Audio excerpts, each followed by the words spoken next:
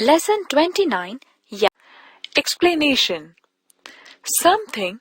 Your eye remembers the picture for a very tiny bite of time.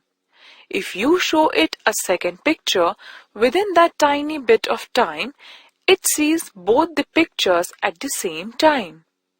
The mouse does not really move at all. You can also paste a stick between two discs or squares of paper and quickly twirl the stick. If there are two different pictures on the two visible sides, you will see them as one picture. Try this simple experiment and surprise your friends. Here are some ideas for your experiment. You may use your own ideas to make this amazing toy. This lesson is activity-based, hence no exercise given the textbook.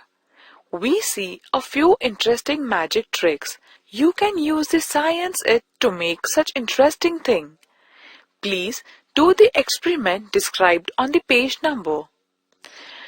You see the mouse has entered the house. The science behind it is your eye remembers the picture for a bit of time. If you show a second picture within that tiny bit of time, it sees both the pictures at the same time.